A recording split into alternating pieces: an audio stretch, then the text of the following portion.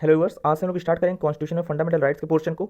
अगर हम बात करें पूरे कॉन्स्टिट्यूशन का, बहुत ही इंपॉर्टेंट पोर्शन है ये। कवर होता है आर्टिकल 12 से लेकर 35 तक में, या कॉन्स्टिट्यूशन के भाग नंबर 3 में, यानी पार्ट 3 में। तो बहुत ही इंपॉर्टेंट पोर्शन है, इसके बिना पूरा कॉन्स्टिट्यूशन अधूरा है। अगर हम बात कर लें सिर्फ इस पोर्शन को हटा दें, पार्ट 3 को हम हटा दें, तो कॉन्स्टिट्यूशन पढ़ने की कोई वजह ही नहीं बनती हमारे पास, क्योंकि सारी चीज़ें जो हम कर रहे हैं किसी ना किसी पर्सन से रिलेट कर रहे हैं। हम कुछ भी कर रहे हैं, कुछ भी बना रहे हैं, कुछ भी बिगाड़ रहे हैं, हर उसका इफेक्ट किसे पड़ रहा है? हम लोगों पे पड़ रहा है। और वो लोगों के कुछ अधिकार हैं, तो वो अधिकार ही कहीं ना कहीं इन चीज़ों से जोड़ रहे हैं। तो इसलिए फंडामेंटल राइट हमारे लिए बहुत ही इंपॉर्टेंट पोर्शन हो जाता है। तो एक लेक्चर में तो कवर करना पॉसिबल नहीं है, हम लोग कई लेक्चर्स लेंगे। और बट हर एक पोर्शन में कॉन्स्टिट्यूशन के इन फंडामेंटल राइट्स को हम बहुत ही एकदम बेसिक और डीप में हम समझते हुए आगे बढ़ेंगे। तो डायरेक्टली मूव करते हैं लेक्चर के ऊपर। समझते हैं कि आज फंडामेंटल राइट्स हमें बता के रहा है। हम यहाँ पे बस एक बेसिक आइडिया लेंगे, अभी हम आर्टिकल मूव नहीं करेंगे, क्योंकि आर्टिकल के पहले भी हमें जानना जरूरी है कि फंडामेंटल राइट होता क्या है, उसके पीछे क्या क्या स्टोरी है। तो ये चीज़ें हमें समझना जरूरी है। तो आगे बढ़ते हैं लेक्चर में और देखते हैं कि फंडामेंटल राइट को हम अडॉप्ट कहाँ से कर रहे हैं। अगर अडॉप्शन की बात आए तो इसको हम सबसे पहले यूएसए से अडॉप्ट कर रहे हैं। बहुत ही बेसिक सा क्वेश्चन बनता है, यूएसए। इसके आगे इसमें बहुत ज़्यादा चीज़ जानने की जरूरत नहीं है। इसको इंडिया का मैग्ना कार्टा भी कहा जाता है। इसके पीछे की स्टोरी कहीं ना कहीं ब्रिटेन से जुड़ती है। तो यहाँ पे ये सब चीज़ में जाने से बेहतर है कि हम फंडामेंटल राइट्स को बेहतर तरीके से समझें। तो एक क्वेश्चन ये बनता है कि यूएसए से लिए, यही इंपॉर्टेंट क्वेश्चन है। और कभी कभी पूछता है मैग्ना कार्टा हम किसे कहते हैं, तो मैग्ना कार्टा हम इसी फंडामेंटल राइट को कहते हैं। तो ये दो क्वेश्चन बहुत ही बेसिक से हैं और समझ लीजिए फालतू के हैं, इनको कोई बहुत ज़्यादा अहमियत नहीं, कहीं आज के टाइम में पूछता भी नहीं ज़्यादा। तो डायरेक्टली मूव करते हैं, समझते हैं फंडामेंटल राइट की कहानी। हमने फंडामेंटल राइट्स के पोर्शन को लाया क्यों, हमें क्या जरूरत पड़ गई कि हम अपने संविधान में इसको एंटर करें। हो सकता है बिना एंटर किए भी काम चल जाता, बट काम चल तो जाता, पर हम किसी पे विश्वास नहीं कर सकते थे। हमने पिछले हजारों सालों से बहुत सारे राजाओं का, बहुत सारे डिफरेंट टाइप ऑफ रूलर्स का हमने अपने इंडिया पर रूल्स देखा। वो रूलर करते क्या थे कि लोगों को अपने तरीके से काम करवाते थे, उनको अपने तरीके से एक्सप्लॉइट करते थे, शोषण करते थे। किसी भी अधिकार की उनके यहाँ शासन में कोई बात नहीं थी। तो क्या किसके राइट हैं, कौन से किसके अधिकार हैं, किसको देने चाहिए, किस मात्रा में देने चाहिए, और अगर दें तो किसके विरुद्ध दें, और कहाँ लेके जाएं, किससे हम मांग करें, तो ये सारी चीज़ें बहुत सारी दिक्कत थी। तो अगर डायरेक्टली आज के सेंस में हम समझें, आज के टाइम में अगर हम फंडामेंटल राइट ना देते तो कहीं ना कहीं ये होता कि हमारी कार्यपालिका या विधायिका, इसका मतलब है कि लेजिस्लेचर और हमारी एग्जीक्यूटिव बॉडी जो कार्यपालिका है, ये एकदम से निरंकुश हो जाती, एकदम से मनमाने तरीके से काम करती। तो इन पे कंट्रोल कौन करता? और मनमाने तरीके से जब काम करती तो इफेक्ट क्या होता? लोगों का अधिकार इफेक्ट होता। अब वो लोग अधिकार क्लेम कैसे करते और किसके विरुद्ध करते? तो ये सारी चीजें दिक्कत रहती। तो दिक्कत को दूर करने के लिए हमने डायरेक्टली जो है फंडामेंटल राइट का पोर्शन अपने कॉन्स्टिट्यूशन में रख दिया। अब सबसे पहली बात ये आ रही है कि हम इसको फंडामेंटल राइट क्यों कह रहे हैं, क्यों हमने इसको मूल अधिकार कहा, क्यों हमने कुछ और नाम नहीं दिया? क्योंकि ये फंडामेंटल हैं। फंडामेंटल का मतलब समझिए सबसे बेसिक, सबसे ऊंचे, सबसे इंपॉर्टेंट। तो जितने भी मूल चीजें होती हैं वो अपने आप में सबसे इंपॉर्टेंट पार्ट हो जाता है किसी भी चीज का। मतलब कि आप वो मूल चीज आप किसी भी उस अंग से निकाल के अलग नहीं कर सकते। अगर आप वो मूल चीज अगर आप गायब कर देंगे तो उसकी फिर जो स्ट्रक्चर है वो एकदम ओरिजिनली उस तरह रह नहीं पाएगा। तो कहीं ना कहीं ये हमारा मूल पोर्शन है, हमारा बेसिक फंडामेंटल राइट है। तो डायरेक्टली शुरुआत हम इसी से करते हैं कि इसको हम फंडामेंटल राइट्स ही क्यों कह रहे हैं, बाकी और कुछ क्यों नहीं कह रहे। तो डायरेक्टली इसी क्वेश्चन पे आते हैं। अगर हम इसको समझे तो हम 3 कारण इसके सामने रखेंगे जिसके आधार पर हम इसको फंडामेंटल राइट कह रहे हैं। पहला चीज, क्योंकि ये संविधान में उल्लिखित राइट है।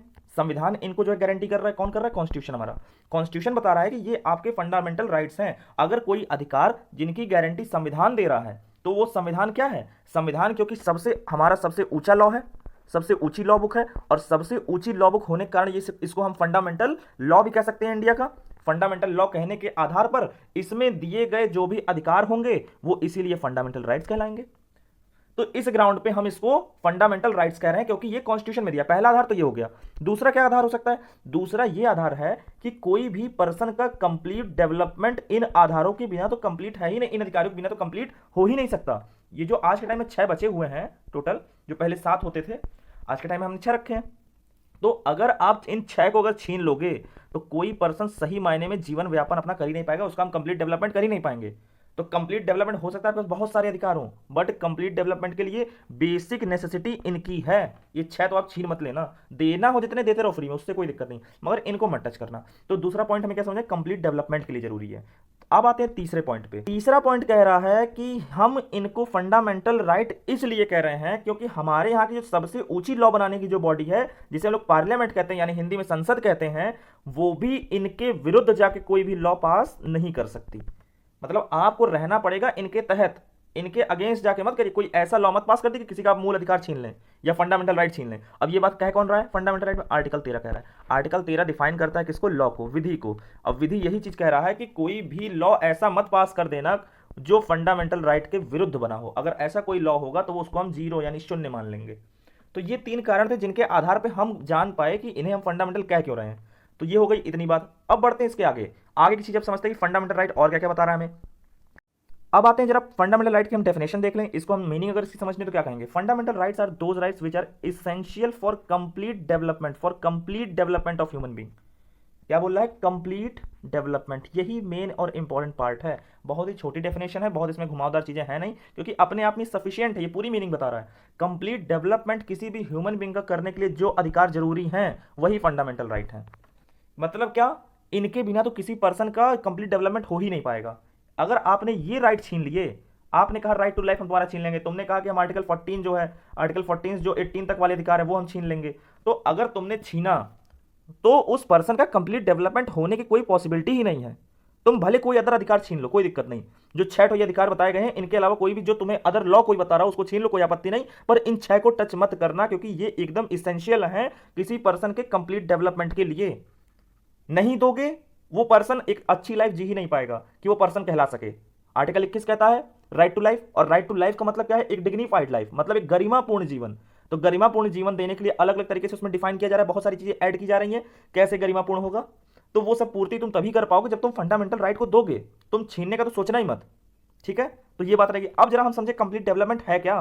कंप्लीट डेवलपमेंट का है आपका फिजिकल डेवलपमेंट, मेंटल डेवलपमेंट, आपका सोशल डेवलपमेंट, आपका रिलीजियस डेवलपमेंट, आपका अदर कोई भी जो डेवलपमेंट आ रहे हैं, मतलब कुल मिला के जो आपकी बेसिक नीड्स जुड़े हुए हैं वो सारे डेवलपमेंट आपके जो है फंडामेंटल राइट के अंदर कवर हो जाएंगे, और वही जो है कंप्लीट डेवलपमेंट बनाएंगे।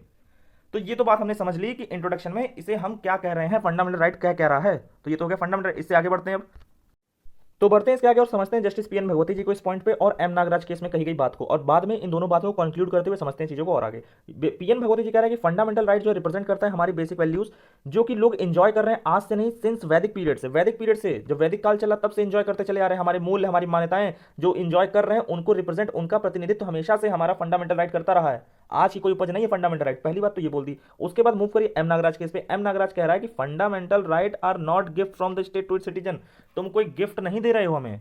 तो इन दोनों बातों को अगर हम कंक्लूड करें कि पहली चीज कि फंडामेंटल राइट आज का कोई मैटर नहीं है, आज का कोई कॉन्सेप्ट नहीं है, चाहे इंडिया में रहा हो चाहे कहीं भी रहा हो, जहां पे एक सोसाइटी डेवलप की है। हम मेनली अपने देश की बात करेंगे, हमारे एक सभ्यता भी सबसे पुरानी है। तो अगर हम अपने देश की बात करें तो हमारे यहाँ जब से लोग आए हैं तब से कहीं ना कहीं फंडामेंटल राइट कॉन्सेप्ट को जो है बताने की कोशिश की जा रही है हमारे न्यायालय द्वारा, हमारे कोर्ट द्वारा, कि आज कोई उपज नहीं है फंडामेंटल राइट, वैदिक पीरियड से भी पुराना है और लोग हमेशा से एंजॉय कर रहे हैं। अगर तुम फंडामेंटल राइट नहीं दोगे तो जो उनकी जो बेसिक वैल्यूज थे, उनकी जो मूल एकदम मान्यताएं और जो मूल्य थे जिनके आधार पर उनका जीवन चला, उन्होंने सब कुछ एंजॉय किया, तो वो तुम छीन लोगे उनसे कहीं ना कहीं। एम नागराज केस इसी के आगे बात कह रहा है कि जो स्टेट को लग रहा है, तुम्हें जो आज लग रहा है कि तुम क्या लोगों को फंडामेंटल राइट दे कोई एहसान कर रहे हो, तुम एहसान नहीं कर रहे हो, तुमने तो दिया ही नहीं है। ये फंडामेंटल राइट ऑलरेडी एग्जिस्ट कर रहा था सोसाइटी में, तुमने तो बस उस एग्जिस्टेंस को एक कॉन्स्टिट्यूशन में, एक एक्सप्रेस वे में, एक पोर्शन में ऐड कर दिया। तुमने कुछ नहीं किया है, वो ऑलरेडी था। क्योंकि लोग तुम्हें अपने अधिकार सौंप रहे, तुमने उनके प्रोटेक्शन के लिए वो चीज की, और लोगों ने ये चीज करवाया है तुमसे, लोगों ने करवाया है। कोई कॉन्स्टिट्यूशन मेकिंग किसने की? हम लोगों ने की है। तो ये अधिकार पहले से एग्जिस्ट कर रहे थे, कोई अभी तुम दे के एहसान नहीं कर रहे हो। तुम्हारा तो काम ही है, तुमको तो एहसान मंद होना चाहिए लोगों का कि वो तुमको अपने सारे अधिकार दे रहे हैं कि हमारी फंडामेंटल प्रोटेक्शन आप करिए। तो गवर्नमेंट को प्रोटेक्शन की पावर लोग दे रहे हैं क्योंकि फंडामेंटल राइट ऑलरेडी थे। तो फंडामेंटल राइट ये कोई गलती ना करना कि पहले से नहीं थे, गवर्नमेंट का काम है कि उनको सिक्योर कराना, उनकी सेफ्टी करना लोगों की। तो ये दो बातें निकल के आ रही हैं यहां से। इसके बाद मूव करते हैं आगे के पोर्शन पर और देखते हैं आगे का पोर्शन क्या कह रहा है। तो इसके बाद देखते हैं कि फंडामेंटल राइट अवेलेबल किसके लिए हैं।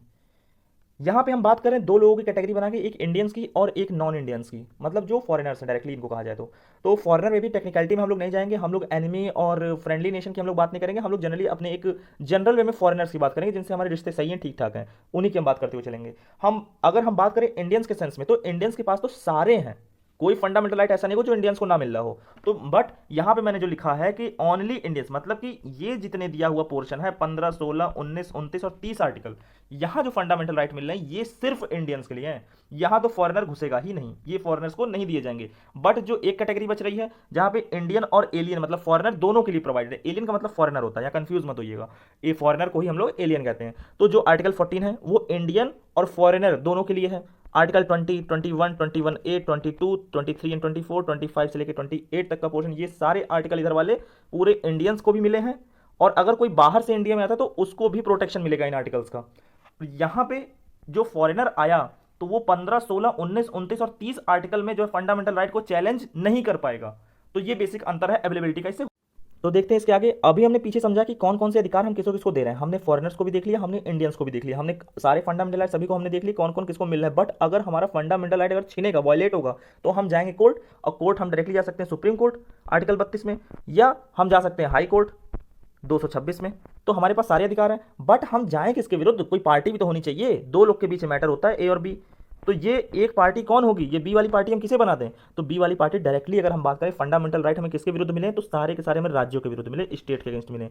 इसीलिए जब भी फंडामेंटल राइट की स्टार्टिंग होती है आर्टिकल 12 से, तो सबसे पहले वो बताता है कि स्टेट कौन है, स्टेट के अंडर कौन कौन आएगा, राज्य के अंदर कौन कौन आएगा। तो वहीं पे पहले डिफाइन करके क्लियर कर देता है कि देख लो यही है राज्य, यही तुम्हारा प्रोटेक्शन प्रोवाइड करेंगे, और इन्हीं के विरुद्ध तुम्हें लेके जाना है। जरा सा भी ये कुछ भी अगर गलती करें, इन्हीं के विरुद्ध तुम्हें जाना है, एक्शन लेना है। तो वहां पे तुम समझ जाओगे कि राज्य कहते किसे हैं। आर्टिकल 12 पे जब हम आएंगे तो बहुत ही अच्छे तरीके से उसको समझेंगे। तो अब ये तो जनरल बात हो गई कि राज्य के विरुद्ध ले जा सकते हैं। इसका मतलब क्या हुआ? जो भी फंडामेंटल राइट राज्य के विरुद्ध मिले हैं उसको आप किसी पर्सन के अगेंस्ट ले जाकर क्लेम नहीं कर सकते। मतलब दूसरा पॉइंट पहले पढ़िए तब आपको क्लियर हो जाएगा। दूसरा पॉइंट कह रहा है कि कुछ फंडामेंटल राइट ऐसे होते हैं जो राज्य और पर्सन दोनों के विरुद्ध हैं। अब यहां पे आइए समझने वाली चीजें। कह रहा है कि फंडामेंटल राइट अवेलेबल किसके विरुद्ध हैं? राज्य के विरुद्ध सारे। मगर कुछ ऐसे हैं जो पर्सन के भी विरुद्ध, लोगों के विरुद्ध भी आप जा सकते हैं, सुप्रीम कोर्ट और हाई कोर्ट। इसका मतलब यह हुआ कि कुछ अधिकार जो सिर्फ आपको लोगों स्टेट के विरुद्ध हैं, तो स्टेट के विरुद्ध मिले हुए अधिकारों में आप वहां लोगों के विरुद्ध नहीं जा सकते कोर्ट। इसका मतलब जो पर्सन के विरुद्ध है वो 15 का 2 है, 17 है, 21 है, 23 है और 24 है। इतने ही आर्टिकल हैं जो लोगों के विरुद्ध भी आपको अधिकार दे रहे हैं कोर्ट जाने का। मतलब कि अगर कोई पर्सन इन आर्टिकल्स के अलावा हमारा कोई भी फंडामेंटल राइट अफेक्ट कर दिया, तो आप उस पर्सन के विरुद्ध फंडामेंटल राइट क्लेम नहीं कर पाएंगे। आप क्लेम हमेशा उन राइट्स को राज्य के विरुद्ध ही करेंगे। आपको अब उस पर्सन के विरुद्ध अगर जो भी क्लेम करना है तो कोई पर्टिकुलर लॉ बना होगा, उसके थ्रू आप जाइए, वहां पे उसके अगेंस्ट जो क्लेम करिए चीजें, राइट अपना। बट फंडामेंटल राइट आप क्लेम नहीं कर पाएंगे उसके विरुद्ध। एग्जाम्पल के तौर पर हम समझते हैं, मान लीजिए कि आर्टिकल 19 की हम बात कर रहे हैं, लोगों के विरुद्ध बस इतना ही है, 15 का 2, 17, 21, 23 और 24। हम उठाते हैं आर्टिकल 19 को। आर्टिकल 19 का पहले का एक क्लॉज कहता है कि हम freedom of speech and expression देंगे सभी पर्सन को, सारे लोगों को बोलने की आजादी है, स्वतंत्रता है, बोलिए, कोई दिक्कत नहीं। तो अगर मान लीजिए एक पर्सन है ए और ये है बी, इसकी जो है दुश्मनी है ए से, ये गन पॉइंट पे इससे कहता है कि अब तुम अगर एक वर्ड बोले तो मैं तुम्हें मार दूं गोली। तो इसका आर्टिकल 19 कहीं ना कहीं इसने वॉलेट कर दिया।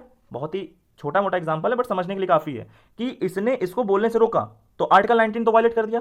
तो क्या अब ए जो है बी के अगेंस्ट क्या फंडामेंटल राइट क्लेम कर लेगा? नहीं, फंडामेंटल राइट क्लेम नहीं करेगा। अब आप जाइए आईपीसी में, क्योंकि आपके विरुद्ध तो 19 को आप क्लेम कर नहीं सकते, ये मिला है हमें राज्य के विरुद्ध। किसके विरुद्ध? स्टेट के विरुद्ध। तो ये जब वायलेट होगा तो राज्य जब करेगा तभी आप जा सकते हैं। अगर किसी पर्सन ने आपका वायलेट कर दिया तो आप जाइए किसी लॉ में, अगर कोई लॉ आपको रेमेडी दे रहा होगा तो आप वहीं जा सकते हैं। बट अगर जैसे 17 है, 17 क्या कहता है? 17 कहता है अनटचेबिलिटी की बात। अब कोई पर्सन है, कोई गांव की बात है, तो वहां पे अगर छुआछूत कर दिया किसी ने, छुआछूत अनटचेबिलिटी की बात करता है 17। अब कोई पर्सन है, कोई बहुत बड़े, कोई ऊंची कास्ट के लोग हैं, तो ऊंची कास्ट का पर्सन कोई निचली कास्ट को अगर कह रहा है कि नहीं इस पर्सन को यहाँ बैठने मत देना, इस पर्सन को यहाँ रास्ते से जाने मत देना, तो ये कहीं ना कहीं अनटचेबिलिटी को तरफ जो है बढ़ावा दे रहा है और छुआछूत की तरफ, कास्टिज्म की तरफ भी बढ़ावा दे रहा है। तो हम ये चीजों को खत्म करने के लिए आगे बढ़ रहे थे। तो तुमने अगर जैसे ही ये किया तो इस पर्सन ने अगर 17 वायलेट कर दिया, आर्टिकल 17 जो कि अनटचेबिलिटी की बात कर रहा है, उसने अगर कमिट कर दी किसी के साथ अनटचेबिलिटी, तो तुम्हारे अगेंस्ट ये चला जाएगा सुप्रीम कोर्ट आर्टिकल 32 में। तो मतलब समझ में आ रहा होगा थोड़ा थोड़ा। अब आर्टिकल 21, पता चला किसी पर्सन ने किसी गोली मार दी, तो वहां तुम अपना फंडामेंटल राइट भी क्लेम कर सकते हो उस पर्सन के विरुद्ध।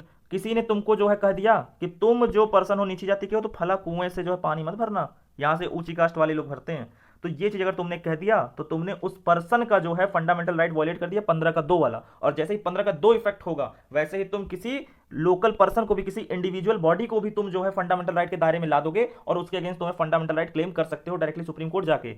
तो क्या हम इनमें जो है राज्य के विरुद्ध नहीं जा सकते? बिल्कुल जा सकते हो, कोई दिक्कत नहीं। अब मान लो कोई कॉन्स्टिट्यूशनल पोस्ट पे कोई गवर्नमेंट का आदमी बैठा हुआ है, अब वो तुम्हारे साथ पोस्ट के अंदर जो है ये काम कर दे रहा है, आर्टिकल 17 वायलेट कर दे रहा है, छुआछूत कर दे रहा है कि ना ना इसको तो यहाँ बैठने नहीं देना है, इसको अलग बैठाओ, ये छुआछूत वाला मामला अगर कैसे भी अगर शो हो गया तो आप उस पर्सन के अगेंस्ट भी जा सकते हो। अगर कहीं ना कहीं राज्य की कोई बॉडी अगर दिख रही है ऐसा करते हुए तो आप राज्य के विरुद्ध जाइए, बिल्कुल जाइए। अगर कोई राज्य की बॉडी ये वाला वायलेट कर रही है कि पब्लिक कुआं है, पब्लिक तालाब है जिसको गवर्नमेंट के द्वारा चलाया जा रहा है, संचालित किया, उसके द्वारा स्टैब्लिश किया गया, बनवाया गया है, और तो वहां पे तुम जो है किसी को रोक टोक कर रहे हो जाति धर्म के आधार पर, तो वहां भी तुम्हारे विरुद्ध, राज्य के विरुद्ध तो हम सारे क्लेम करेंगे।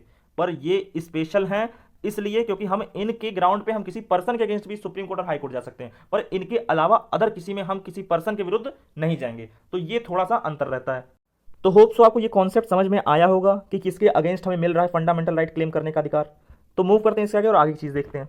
आगे हमारा बता रहा है टाइप्स ऑफ फंडामेंटल राइट। हमें पता है कि हमारे पास टोटल आज के टाइम में 6 फंडामेंटल राइट हैं। एक होता था हमारा आर्टिकल 19 के 1 के एफ में जो प्रॉपर्टीज जुड़ा था, प्रॉपर्टीज जुड़ा जो फंडामेंटल राइट था उसको हम 44वें संशोधन से हटा चुके हैं, और 44 के साथ साथ एक आर्टिकल 19 हटा था और आर्टिकल 31 हटा था। ये दोनों आर्टिकल को याद रखिएगा। तो ये 2 आर्टिकल जो कि प्रॉपर्टी से रिलेटेड थे इनको हटाते हैं। तो याद रखिए आज के टाइम हमारे पास टोटल 6 हैं। राइट टू इक्वालिटी है जो 14 से लेकर 18 तक की बात करता है। फ्रीडम है, राइट टू फ्रीडम जो 19 से लेकर 22 तक है। राइट अगेंस्ट एक्सप्लॉयटेशन है जो 23 से लेकर 24 तक है। और इसके बाद right to freedom of religion आता है 25 से 28 वाला। कल्चरल और एजुकेशनल राइट मिल जाते हैं जहां माइनॉरिटीज के बारे में हम लोग पढ़ेंगे, उनको अधिकार मिल रहा है। उसके बाद जो कॉन्स्टिट्यूशनल रेमेडी है आर्टिकल 32। तो ये सारे हमारे टोटल आज के टाइम में फंडामेंटल राइट है। मूव करते हैं इसके आगे और आगे चीजें समझते हैं। अब ये इंपॉर्टेंट चीज है, फंडामेंटल राइट के सस्पेंशन का ग्राउंड हम समझ रहे हैं कब? इमरजेंसी के दौरान। याद रखिएगा इमरजेंसी में सिर्फ कौन सी इमरजेंसी काम करेगी यहाँ पे? National emergency. जब भी नेशनल इमरजेंसी लगेगी तभी आपका जो है फंडामेंटल राइट सस्पेंड होगा। अब सस्पेंशन की जरा चीजें देख ले, 2 आर्टिकल इससे रिलेटेड 358 और 359। 358 जो है दो ग्राउंड पे बस जो अफेक्ट करेगा, कौन सा? आपका आर्टिकल 19।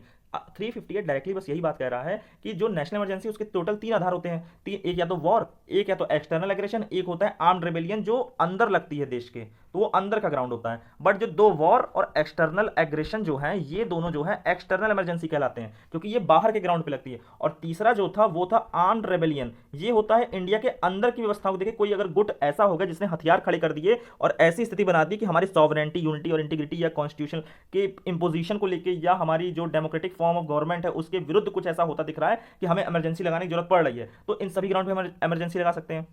बट जो आर्टिकल 358 कह रहा है कि ये सिर्फ जो 2 ग्राउंड है, आर्टिकल 358 कह रहा है जो नेशनल इमरजेंसी के 3 में से जो 2 ग्राउंड है स्टार्टिंग के, या तो वॉर या तो एक्सटर्नल एग्रेशन, ये जैसे ही लगे वैसे ही आपका आर्टिकल 19 जो है सस्पेंड हो जाएगा। वॉर का मतलब होता है 2 कंट्रीज आपस में युद्ध, स्पेशली जो है उन्होंने डिक्लेयर कर दिया ऑफिशियली कि हम जो वॉर में इन्वॉल्व हो गए हैं, तब वहां पे वॉर कहलाता है। एक्सटर्नल एग्रेशन मतलब आर्मीज लड़ रही हैं। हमारे यहाँ टोटल जो है 3 बार जो है नेशनल इमरजेंसीज लगी हैं। एक पहली बार जो है 1962 में लगा था, दूसरी बार लगा था 1971 में, तीसरी बार लगा था 1975 में। जो तीसरी बार लगा था वो इंदिरा गांधी ने लगाया था। उसके पहले 2 बार तो हमारे यहाँ स्थिति लड़ाई वाली थी कुछ ना कुछ। 1962 में हम जो है चाइना से लड़ रहे थे और 1971 में हम बांग्लादेश वाला मैटर सॉल्व कर रहे थे, तो वहां भी कहीं ना कहीं हम लोग लड़ाई में इन्वॉल्व थे।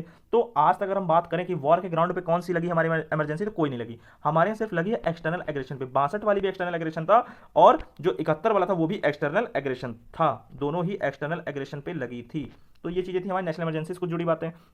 अब जो वॉर और जो एक्सटर्नल एग्रेशन है, क्योंकि ये दोनों बाहर के ही ग्राउंड पे लगते हैं। एक्सटर्नल एग्रेशन का मतलब होता है बाहर की कंट्रीज की आर्मीज लड़ रही हैं, वहां पे हमने ऑफिशियली अभी डिक्लेयर नहीं किया है कंट्रीज ने कि हम ऑफिशियली वॉर में इन्वॉल्व हो गए, बट लड़ाई हो रही है। चाइना अरुणाचल प्रदेश के रास्ते घुस गया था इंडिया में, मगर कभी इंडिया ने कहा कि हम चाइना से वॉर में इन्वॉल्व है, क्योंकि जैसे ही हम वॉर कह देंगे वहां पर हमारी वो कंट्री जो है अब एनिमी का रूप ले लेगी, वो हमारे दुश्मन राष्ट्र हो जाएगा। तो इस कारण हमारा उससे जितने भी हमारे रिलेशन है उस पर इफेक्ट पड़ेगा। तो इस कारण हमने जो वॉर को डिक्लेयर नहीं किया था, हमने एक्सटर्नल एग्रेशन के ग्राउंड पे हमने जो है इमरजेंसी इंपोज की थी। इंदिरा गांधी वाला मैटर हम जब आएंगे इमरजेंसी के पोर्शन पे उसको हम लोग बहुत डिटेल में समझेंगे कि इंदिरा गांधी ने क्या क्या चीजें की थी। तो अभी यहां पे हमें ये समझना है। तो ये दोनों जैसे ही ग्राउंड पे, इनमें से कोई भी ग्राउंड पे अगर इमरजेंसी लगी, तैसे ही आर्टिकल 19 हुआ आपका सस्पेंड। कुछ भी बोलने की सारी छूट आपकी खत्म। सारी छूट खत्म का मतलब अब यहां पे प्रेस को भी आजादी नहीं दी जा सकती। कहने का मतलब अगर गवर्नमेंट चाहे तो प्रेस को भी रोक देगी, कहेगी ये चीज छपनी नहीं चाहिए न्यूज में। अब ये चीज की रिपोर्टिंग नहीं होगी, वहां पर रिपोर्टिंग सब बंद करवा देगी, तो आर्टिकल 19 तुरंत जो है सस्पेंड हो जाएगा। तो अगला देखते हैं 359 को। 359 कह रहा है कि यहां पे प्रेसिडेंट ऑर्डर देंगे जैसे ही इमरजेंसी को, उस इमरजेंसी के ऑर्डर के दौरान वो ये भी उसमें ऑर्डर देंगे कौन कौन से फंडामेंटल राइट को वो सस्पेंड कर रहे हैं। वो सारे के सारे भी सस्पेंड कर सकते हैं, बट वो आर्टिकल 20 और आर्टिकल 21 को सस्पेंड नहीं कर सकते। ये दो फंडामेंटल राइट आपके सेफ रहेंगे। तो ये दो बातें थी इनके सस्पेंशन को लेके। इसका मतलब क्या था कि आप इमरजेंसी के दौरान भी आर्टिकल 20 और 21 को लेके आप कोर्ट में जा सकते हैं, बट अदर कोई भी अगर जिनको हमने सस्पेंड कर दिया, जिनको प्रेसिडेंट ने स्पेशली ऑर्डर में मेंशन कर दिया कि ये फंडामेंटल राइट तो यहाँ मैं सस्पेंड कर रहा हूँ, तो उनके आधार पर आप उस इमरजेंसी के दौरान तो आप नहीं जा सकते, बाद का तो कोई सवाल है नहीं है। तो बात तो वैसे भी जब जैसे इमरजेंसी खत्म हो उसके बाद तो आप कुछ क्लेम ही नहीं कर सकते उन चीज़ों को लेके, ठीक है। बट आर्टिकल 20 और 21 हमेशा जीवित रहेंगे, उनको कोई टच नहीं कर पाएगा। तो ये तो रही इनके सस्पेंशन जुड़ी बातें। इसके बाद आगे मूव करते हैं। तो अब यहाँ पे हम लोग जो बचे हुए कुछ बातें हैं उनको देख लेते हैं। यहाँ पे कह रहा है fundamental right are not absolute but qualified. इसका मतलब ये है कि जो भी फंडामेंटल राइट्स आपको दिए गए हैं वो अपने आप में अनलिमिटेड पावर आपको नहीं दे रहे कुछ भी करने को। वहाँ पे कुछ ना कुछ रीजनेबल रिस्ट्रिक्शंस लगाए जाएंगे, और इसीलिए आप जो भी फंडामेंटल राइट देखेंगे उसमें कुछ ना कुछ रीजनेबल रिस्ट्रिक्शन लगे हुए हैं, कुछ ना कुछ रोक लगाई गई है कि आपको अनलिमिटेड पावर हम नहीं दे रहे हैं, कुछ ना कुछ रीजनेबल रिस्ट्रिक्शन उसके पीछे हम लगा रहे हैं। दूसरा पॉइंट कह रहा है कि फंडामेंटल राइट्स आर जस्टिसेबल। इसका मतलब ये होता है कि जैसे ही आपके फंडामेंटल राइट अफेक्ट होंगे तो उनको लेकर आप आर्टिकल 32 में जो सुप्रीम कोर्ट चले जाइए या 226 में आप हाई कोर्ट चले जाइए, मतलब आप उनको क्लेम कर सकते हैं कोर्ट में जाकर, तो इसीलिए हम उनको जस्टिसेबल कहते हैं। तीसरा पॉइंट कह रहा है कि फंडामेंटल राइट्स आर अमेंडेबल। इसका मतलब ये है कि फंडामेंटल राइट को हम संशोधन भी कर सकते हैं, उनमें हम संशोधन कर सकते हैं 368 के माध्यम से। तो इसका एग्जांपल भी है 44th कॉन्स्टिट्यूशनल अमेंडमेंट आता है, वो प्रॉपर्टी के राइट को हमारा जो कि लेके चला जाता है आज के टाइम में 300A में उसको एक लीगल राइट बना दिया गया है। तो इसको भी हम लोग समझेंगे बाद में। अमेंडमेंट की जो कहानी है फंडामेंटल राइट से जुड़ी हुई ये भी काफ़ी लंबी है, तो इसको हम लोग जब उस पोर्शन पे आएंगे जहाँ पे इससे जुड़ी बातें होंगी कि कैसे कैसे ये कहानी चली, कैसे कैसे हम लोग केशवानंद भारत तक पहुंचेंगे और बेसिक स्ट्रक्चर के मामलों को समझेंगे, तो वहाँ पे हमारे ये चीज़ें समझ में आ जाएंगी। फंडामेंटल राइट की जो लड़ाई है उसमें संशोधन की जो लड़ाई है और जहाँ से हमारा बेसिक स्ट्रक्चर का जो कॉन्सेप्ट है वो निकल के आ रहा है, तो वो चीज़ हमारी वहीं पे क्लियर होगी। बहुत सारे केसेस है, शंकरी प्रसाद, सज्जन सिंह, गोलकनाथ, ये सब लाइन से आएंगे आपके, तो वहाँ पे हम लोग समझेंगे अलग। उसके बाद चौथा पॉइंट कह रहा है कि fundamental rights are negative in nature. मतलब नेचर क्या, प्रकृति क्या है फंडामेंटल राइट की। जनरली हम लोग यही जानते हैं कि फंडामेंटल राइट जो मिले हैं वो नेगेटिव सेंस में मिला है, उसकी प्रकृति है नेगेटिव, नकारात्मक रूप में। बट कुछ ऐसे हैं जो पॉजिटिव है। अभी पॉजिटिव नेगेटिव का मतलब क्या होता है, हम बात करें अगर नेगेटिव की, तो नेगेटिव का सीधा सीधा मतलब है कुछ जो फंडामेंटल राइट होंगे वो कुछ ना करने की बात कर रहे होंगे। जैसे हम उठा लेंगे 15 को, आर्टिकल 15 को। आर्टिकल 15 क्या कह रहा है सीधा, आर्टिकल 15 कह रहा है राज इन इन 5 आधार पर, जाति, धर्म और रंग रूप, ये सब के आधार पर भेदभाव नहीं करेगा। कुछ ना करने की जहां बात आएगी, जो जो फंडामेंटल राइट किसी चीज को करने से रोक रहे होंगे कि तुम ये काम नहीं करोगे, तुम अनटचेबिलिटी नहीं फैलाओगे, छुआछूत नहीं करोगे, तो ये सब चीजें क्या हैं, नेगेटिव प्रकृति को शो कर रही है। बट कुछ फंडामेंटल राइट पॉजिटिव भी होते हैं जो कुछ कह रहे हैं कि तुम्हें ये, हम कह रहे हैं कि तुम ये कर सकते हो, तो यहां पे तुम्हें रोक नहीं रहे हैं। जैसे आर्टिकल 19 का 1 स्पीच एंड एक्सप्रेशन, कि लोगों को हम बोलने का अधिकार दे रहे हैं, तुम बोलो। आर्टिकल 25 को उठा लीजिए, आर्टिकल 21A को उठा लिया, एजुकेशन, पढ़ने का, शिक्षा का अधिकार हम दे रहे हैं। ये नहीं कह रहे कि हम शिक्षा का अधिकार तुम नहीं छीन सकते, शिक्षा का अधिकार यहाँ देना है, निश्चित सुनिश्चित हम करवा रहे हैं। आर्टिकल 25 का 1 जो है, जहां पे हम लोग रिलीजन की बात आ जाती है, वर्शिप की बात आ जाती है, तो उसको भी हम लोग करने की बात कर रहे हैं। जहां पे हम लोग कुछ करने को कह रहे हैं, कोई फंडामेंटल राइट कह रहा है कि आपको हम दे रहे हैं ये चीज करना है आपको, तो वो हो जाएगा पॉजिटिव। और जहां कह रहा है कि रोक रहा है, किस तरह से रोक लगा रहा है, तो वो हो जाएगा नेगेटिव। तो आज के लेक्चर में समझने के लिए इतनी चीजें थी। अब इसके बाद से हम लोग आर्टिकल को उठाएंगे और डायरेक्टली मूव करेंगे सीधा 12 से लेकर 35 तक के पोर्शन को धीरे धीरे कवर करेंगे। बहुत ही इंटरेस्टिंग पूरा पोर्शन है। तो आज के लिए thank you for watching the video.